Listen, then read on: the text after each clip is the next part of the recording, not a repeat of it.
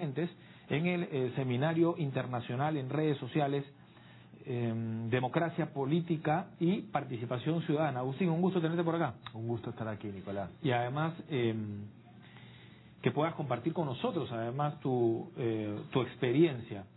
¿Cómo ves al Perú, digamos, para comenzar esta conversación, en términos generales, hablando un poco de política y de Internet y redes sociales? Bueno, primero es mi primera vez en Lima y estoy fascinado con la ciudad, la verdad que estoy muy feliz de estar aquí.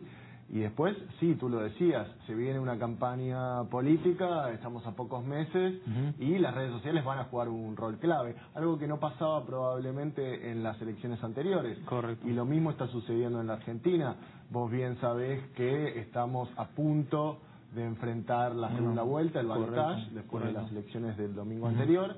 Esto, por ejemplo, ya que mencionas Argentina, ¿cambió también? En 4 años me parece que es ahí, ¿no? Te iba a comentar justamente eso, que es una batalla. Es una batalla, en este caso librada entre dos. Es que la tecnología avanza muy rápido, ¿no? Y avanza muy rápido y además tiene una característica inherente la tecnología que es muy rápida. Entonces, donde quiera que estés, vos podés estar emitiendo. Antes, un programa de noticias era quien daba y quien informaba a otras personas. Ahora muchos nos informamos usando las redes sociales. Entonces hoy, la conclusión es que hoy ningún candidato puede dejar de tener...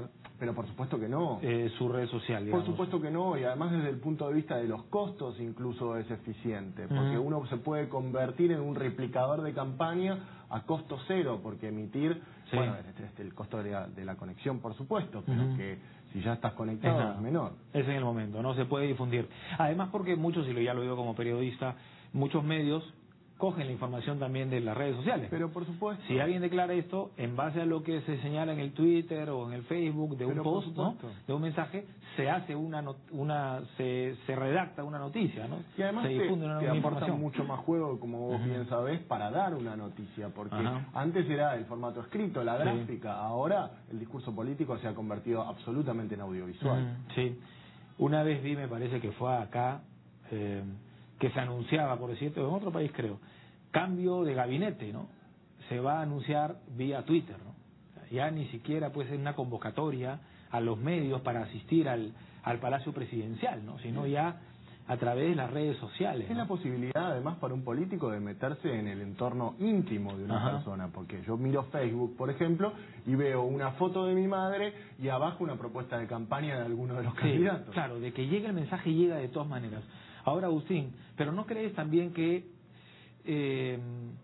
no siempre es positivo? O sea, mucha gente que conozco, no, incluso políticos, por lo que veo, dice, yo sé que suma, digamos, ¿no? Pero también puede llegar a restar. Es decir, prefiero no ganar esos adeptos en mensajes y qué sé yo, a que después me chanquen, ¿no? Y que ahí me acusen y que me denuncien, que me denigren, porque también pasa eso, ¿no? En países como el nuestro no está muy regulado este asunto, ¿no? Y hay mucha difamación, ¿no? Sí, por supuesto, bueno, con lo bueno y con lo malo. A ver, hablamos de tecnología y política, esta es una discusión mucho más amplia. Las herramientas de Facebook y de Twitter los políticos las están usando para su difusión personal. Entonces es una manera de hacer propaganda. ¿Esto es positivo o negativo? Bueno, para algunas cosas es positivo, para otras cosas es negativo. Fíjate las amargas peleas que está habiendo entre los argentinos a través de Facebook. Digo, toda los electores. Los electores, toda esa energía puesta en pelear. Bueno, también podríamos usar la tecnología para vincularnos de otra manera con la política y con los políticos para poder construir. A eso nos dedicamos nosotros. El balance sigue siendo, Agustín, positivo.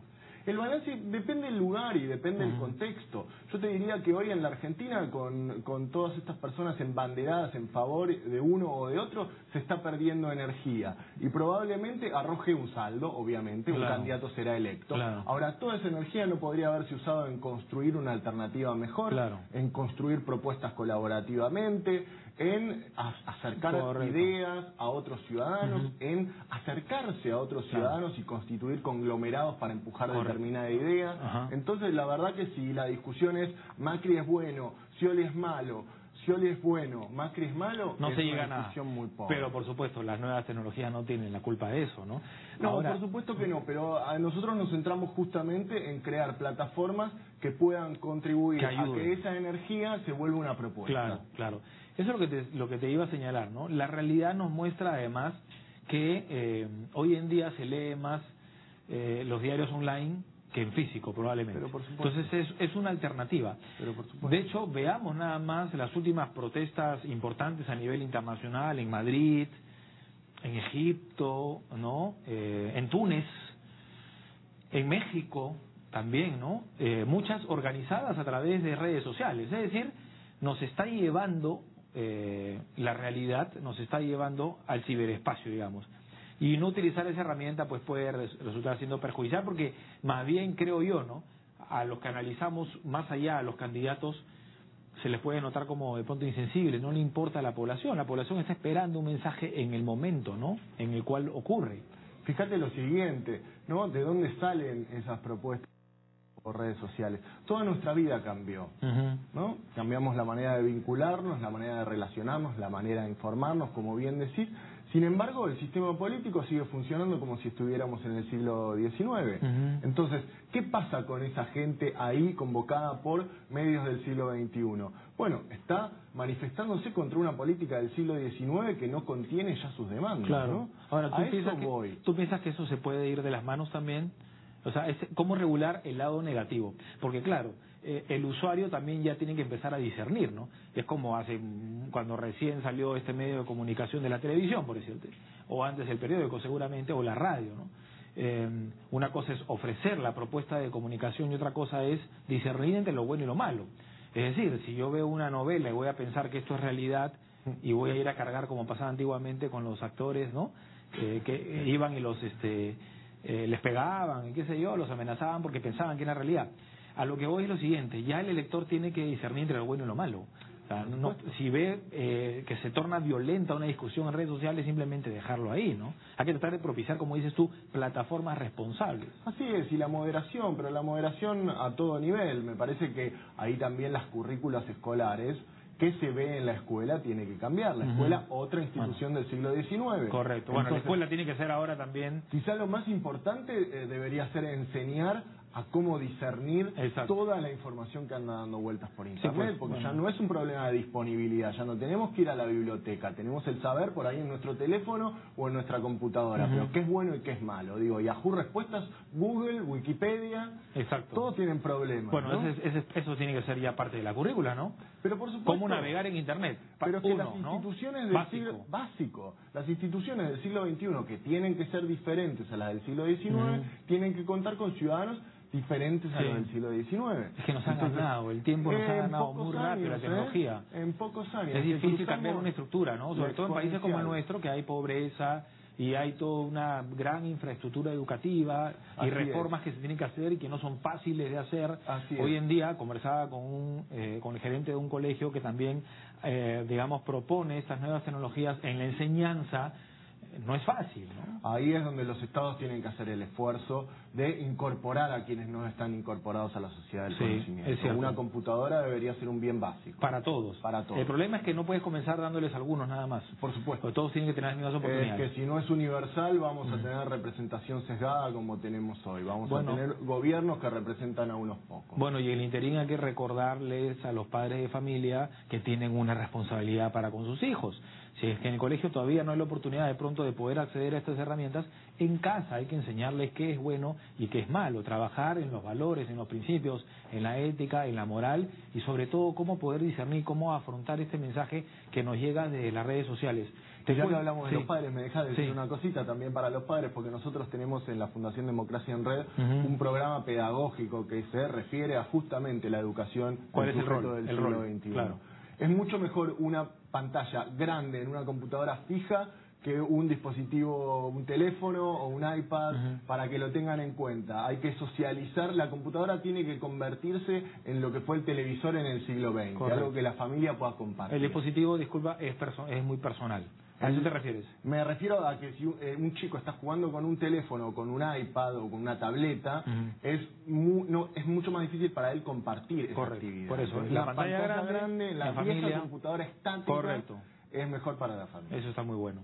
Ahora te cuento, no sé si estás enterado, pero aquí hay toda una discusión. Se creó en Facebook una página, una fanpage que se llama Chapa tu choro y déjalo, el choro es ladrón, ¿no? Delincuente, y déjalo parapléjico. Es decir, algunos consideran que esto incentiva a la violencia, otros consideran que está bien que un ciudadano exprese de esta manera su molestia. Ahora, ¿qué ocurre? Que han habido pues algunos actos violentos y se han agarrado delincuentes en algunas zonas del país y, en fin, ya te imaginarás qué pasó con ellos. Y se quiere, de alguna manera, meter en un proceso penal a la autora de esta iniciativa. ¿Qué te parece? Me parece un tema muy complejo. Uh-huh. Me parece que es el tema de la libertad de expresión. Es matar al mensajero. Es la línea muy delgada también, es una ¿no? línea muy delgada, pero es la línea delgada que siempre hemos tenido entre libertad de expresión y el ejercicio de algún grado de violencia. Por supuesto, quien ejerce la violencia tiene que tener una pena, evidentemente. Pero ahora, ¿quién la...? ¿Fue fomentado esto, es apología del delito? Lo tiene que decir un juez. La línea es muy fina, yo no conozco el caso. Es difícil, claro. Te cuento, ¿no? Algunos congresistas de diferentes partidos saludaban esta iniciativa de la página, no del linchamiento. Pero sin embargo tienes al ministro del Interior que lógicamente dice, oye, para eso estamos nosotros y está la policía, para actuar. Ustedes dejen que la justicia actúe. Claro, por otro lado es cuando actúa la... Obviamente estamos muchas veces cansados de que no... ¿Y cómo marcamos esa línea, no? Porque ¿por qué a veces sí, por qué a veces no? En este caso es una barbaridad, ¿no? Es un acto tremendo. Pero, ¿y si eso tiene que ver con oponerse al poder? Entonces, ¿el poder puede decir que sí y que no? Claro. Es una cosa complicada. Yo creo Pero este problema lo hemos tenido siempre, también, ¿no? Bueno, en las redes sociales y en el fútbol, por ejemplo. Menor costo. Exacto. Bueno, y hablando de Argentina, un país muy futbolístico, se da muchas veces y se organizan cosas también dentro de las redes sociales. Por eso yo siempre he pensado que lo mejor es la autorregulación. Es decir, tenemos que nosotros sacar cara, ¿no? Y saber qué cosa está bien y qué cosa, reitero, y qué cosa está mal, ¿no? La tecnología es fundamental y además el avance tecnológico es indetenible. Frente a ese dato indetenible de la vida cotidiana del futuro, nosotros tenemos que estar serenos. Es verdad. Ahora, claro. Tenemos que saber dejarla también, porque se vuelve adictivo y fomenta la ansiedad. Bueno, tiene cosas buenas, cosas malas, está en nosotros hacer cosas buenas o cosas malas. Ahora, mi punto es, no nos la agarremos contra la tecnología. Digo, una persona con la disposición de ir a moler a palos a otra persona, bueno, no es una cuestión de que lo vio en la tecnología y entonces se le ocurrió. Hay que obviamente condenar la apología a la violencia, pero hay que también de pronto decirle a la autoridad, esta es la demanda, escucha, ¿no? Escucha esto lo que está pasando, por favor pon cartas en el asunto. Y de esa manera tiene que ser, ¿no? Los extremos no son buenos. Pero por supuesto que no. Agustín, nos ha ganado el tiempo. Cuéntanos acerca del seminario. Se va a desarrollar mañana en el Hotel Sheraton de 8 de la mañana hasta la 1 de la tarde. Se llama Redes Sociales, Democracia Política y Participación Ciudadana. Además de Agustín, van a haber otros dos especialistas. El también argentino Mario Riorda, experto en campañas electorales, con el tema En las redes se trata de existir. Y por Noruega, Dag Peder Svendsen, que es político, va a hablar sobre cómo aprovechar las nuevas tecnologías para fortalecer la gobernanza.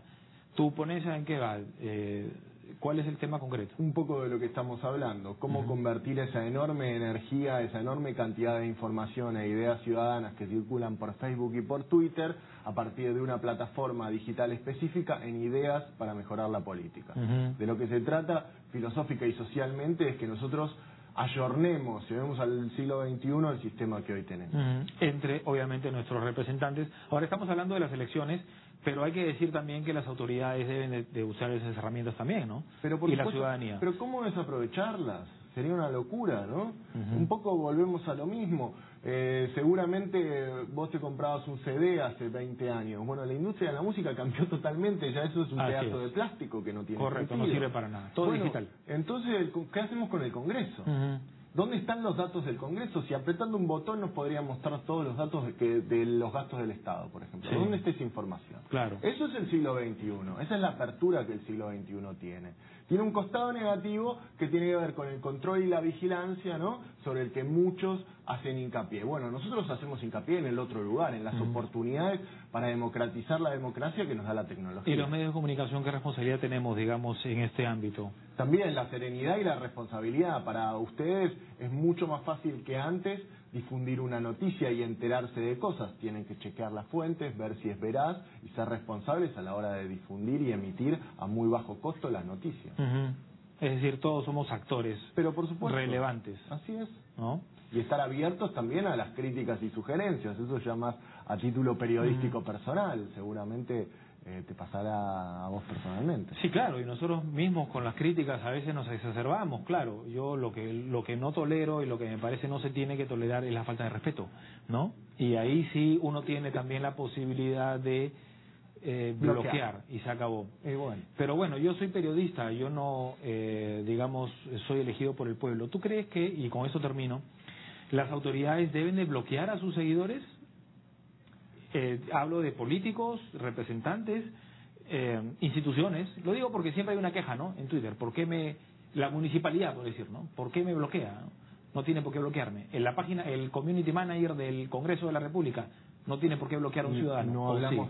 No hablamos de algo legal o ilegal porque no está regulado. Hay un vacío. Hablamos de legítimo o ilegítimo. A mí me parecería ilegítimo que una porque va contra la libertad de expresión.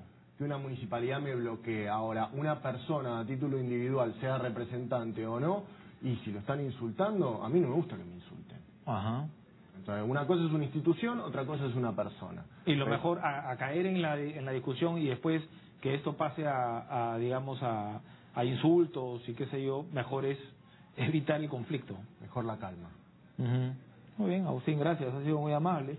Mañana vamos a estar atentos entonces a tu exposición. Seminario Internacional, Redes Sociales, Democracia Política y Participación Ciudadana. Muy amable, Agustín, un gusto. Un gustazo. Hasta la próxima. Hablaremos después de las elecciones. Vamos a ver de qué manera esto ha cambiado. Comparando el 2011 al 2016 y ya el 2021 esto pues se va a disparar, ¿no? Y pues sí. Ya de pronto Sería interesante también ver los presupuestos de los distintos candidatos para redes sociales. Sí, ¿no? Sería interesante. Y cómo es que están también, cuánta gente está participando y en qué momento están utilizando las redes sociales para comunicar acerca de sus campañas. Muchos van al interior del país, ¿no? Y desde Lima, por ejemplo, no se sabe qué actividades están realizando. Es una buena plataforma, ¿no? Definitivamente. En el 2021 se asegura otra será la realidad. Ya de pronto no estaremos en televisión, ya será todo a través del Internet. El tiempo lo dirá. Gracias nuevamente a Agustín Frisera, especialista internacional en redes sociales. Pausa, volvemos con más en 7.3 Noticias. No se muevan.